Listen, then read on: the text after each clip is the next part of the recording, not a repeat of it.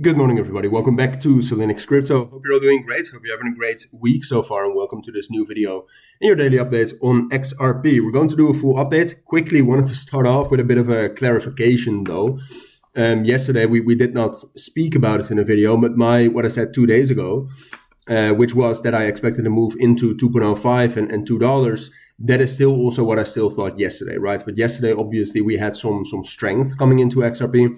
And we spoke a little bit more about actually potentially breaking out, which, I think in general with crypto, you should be prepared for every scenario, right? So that's why I wanted to speak about that. But yesterday in the video, we also said, it's most likely, given the momentum that we're seeing from XRP, that we are not going to break out, but you should be ready for it. That was the main conclusion of the video yesterday. But ultimately on the higher time frames, I still...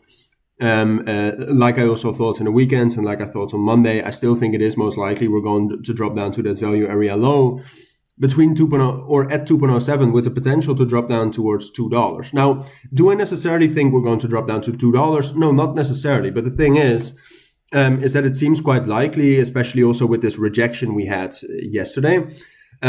It seems quite likely that we are going to test the value area low at least, right? So far we've dropped down to 2.08. That's relatively close to the value area low.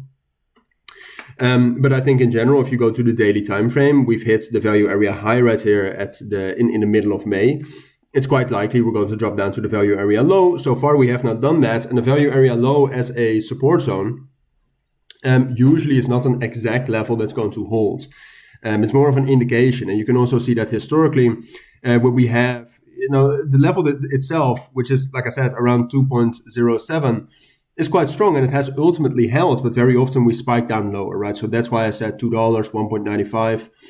We can spike down into that as well, but that seems most likely. Yesterday, yes, we had a chance to break out, but ultimately that failed. Momentum was quite low, which is also still... one of the reasons why I still expect us to drop down. Now, do I expect a crash? No. I think XRP is relatively stable. And ultimately, I think price action like we have seen right here in the last 24 hours is more likely than what we saw last week, Thursday and Friday, which was quite aggressive selling.